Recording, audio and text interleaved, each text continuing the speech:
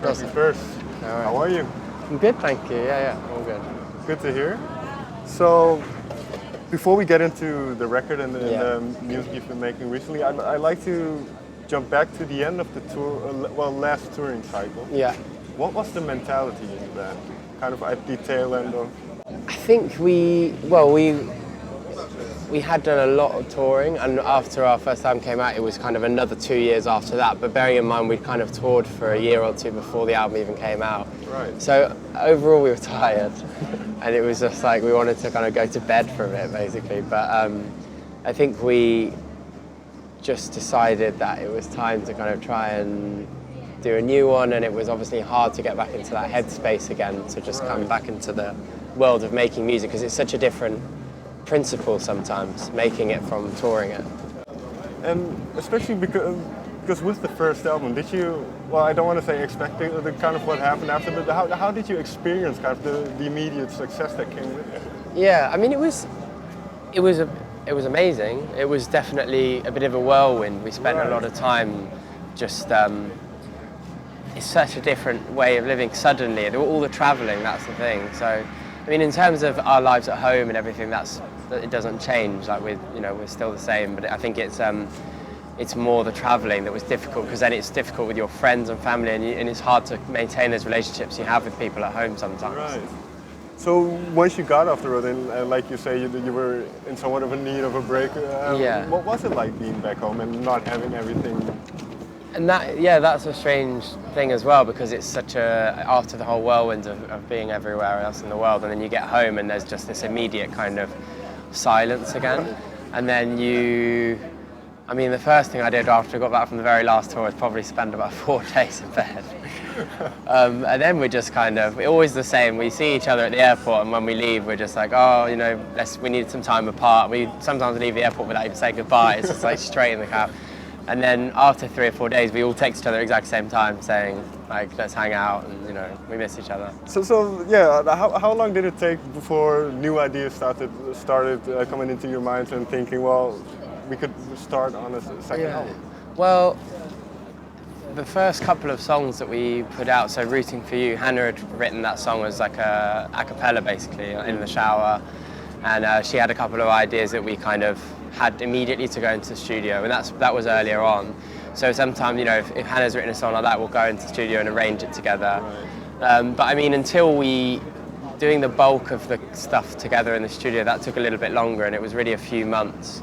It was really a few months after. I think we had a little bit of a difficult period when we first got back, where it was just that change, that shift in mentality, like I said, that sometimes is difficult to kind of quantify. In a period like that, is it important in a way to just live your life and kind of go about normal things? 100%. That's the big thing, because the first time the first album, we were doing it in Dan's garage. We had no idea that really anyone ever even listened to it. And a lot of the stuff we wrote before we really got signed. So I think that is, like you say, it is really important to just try and be completely normal again, and just have the basic things. And actually, it's only through seeing your friends, seeing your family, doing basic things you always do, that you get back into the normality of wanting to just chill, right? Right, and then you touched upon something else as well, because you say a lot of the first album was written before you had a label. Exactly. So now that you have a label, you have an audience.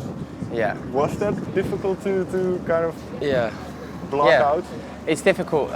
It's definitely a thing that when you're first going into the studio, you try and imagine that it isn't there. And actually, I don't know if that's the most productive thing, is just to pretend that no one's really going to care and try and act like it's just the same. I think it took us a little while to come to terms with that, no doubt. And there was a few months where we were worrying about everything. And after a while, you just think you have to just really make music for you again, and not. But the other thing is that there's just a point of reference in the way the first album sounded. So you're always worrying whether it sounds too different or too similar, or in the first album, none of that's there as well. So it probably wasn't just one moment, but when did you kind of feel like you were on the right path, or that you had evolved your sound without... Yeah. Well, I think the first thing would be definitely Rooting for You. I mean, even hearing Hannah sing that a cappella, I thought it was a really beautiful song, and then that was quite easy in a way to arrange that one, because it was so obvious how it should sound. But I think also with a track called Big Picture, which we worked with John Hopkins on. Actually, it was really nice doing a little bit differently like that, and him actually arranging stuff for us and doing some production at the end, which we'd never really done, giving someone full license to do what they want with the track. And he just nailed it. I think we loved what he did quite quickly. Was that nerve-wracking to give that control away? Yeah, definitely, it was. But we knew him, we'd met him a couple of times before, and we all were massive fans of his, so if there was anyone we were going to give full license to, right. How much of an effect does kind of the music that you're listening to in that period have on what comes out? It does always.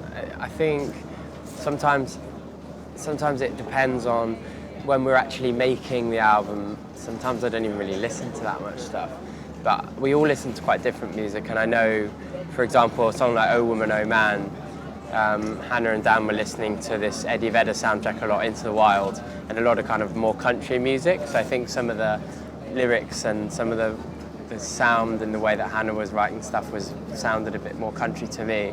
And then I was listening to a lot of kind of American hip hop. So I mean, of course, it's going to have an influence. But so who is one name that you kind of? I mean, I was listening to like Schoolboy Q, J. Cole, Kendrick, you know. Right. But obviously, you might. I think in the beats, it's funny because it is obviously sonically is there, but it's just that sometimes it's harder to see through the general ambience of our music, I guess. Finally, then, because well, you mentioned the lyric writing that Hannah does, and is that because I assume she does the lion's share of writing those lyrics, but do you discuss? She writes all of her lyrics, yeah. Do you discuss them afterwards, or kind of maybe even beforehand, saying, okay, I want to talk about this, or we want a song like this? I mean, I think afterwards I'd say that we never really we don't have a say in, well, of course, we say if we think they're good or bad, but I think the way she writes is just she writes very personally, so I don't think that, for me, it's not like, I just think the lyrics that she writes are the lyrics that she writes, and I think it's actually nice from an outsider perspective to be able to objectify. It's one part of our music that I can really look at objectively and say and kind of think of it from an outsider's perspective. Whereas in the music, that's harder to do, because obviously when you're in the writing process, then you can't sometimes see even whether you think something's good or bad. Whereas I always know with Hannah's lyrics, like I can objectively say I think they're amazing, or, you know. But I think she certainly is influenced by things that happen to us as a band, and that's, you know, all of us are a part of that. And I think what we went through and growing up, and she writes about that experience in a way that I can identify with. You know? Well, this is a little bit of a mean question then, but from this album, what is one song or bit of lyric that you thought was really good that she wrote? Well, when I first heard this track, Truth is a Beautiful Thing, do you know that track? Sure. So the last song on the album, we weren't even going to do anything else with that whole song. And I just found that, like, for me, listening to that song, Hannah kind of had that song on piano and vocal, and also the fact that it was her playing and everything, you know, I just thought it was such a beautiful song, and we didn't really want to touch it. We ended up going back in with Paul Epworth and doing some ambience and stuff around the outside of it, but really it felt like the centerpiece of the album, which is why we can then call the album that and have it at the end again. It was a bit like If You Wait, you know? And actually the lyrics of Choose a Beautiful Thing and the sentiment of it itself has been really interesting, because now everyone keeps asking us about fake news and all that stuff, and it's like alternative facts and everything that's going on. And it's interesting because, I mean, Hannah wrote that kind of 2 years before any of this stuff was coming up, you know, but sometimes what happens with art, it can reflect. You touched upon something interesting, because interpretation is because obviously Hannah has her interpretation, but then I suppose because even though you kind of share certain experiences, you have your own interpretation of that song. So finally, then, what is for you kind of, how do you see that song? What for you does it capture? I suppose it doesn't.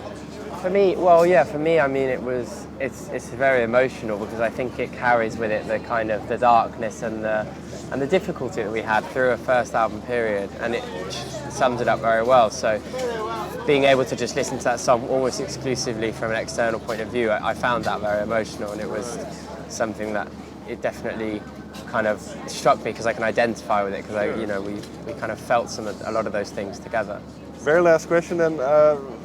having it be well received and #1 in the UK. So, Yeah. what was that feeling like after what you've just told me? Yeah, it was. I mean, it was a lot of things. I think relief was probably in there. I think it was really emotional to see the way people reacted, and we're just very grateful. You know, obviously we were busy and we were touring for a long time, but at the same time we appreciate that it's still sometimes it is a long time for artists to be away, and people.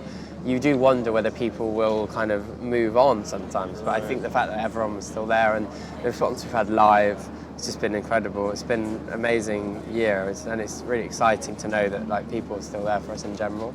All right. Thank you very much for your time. Thank you. Thank you. No worries.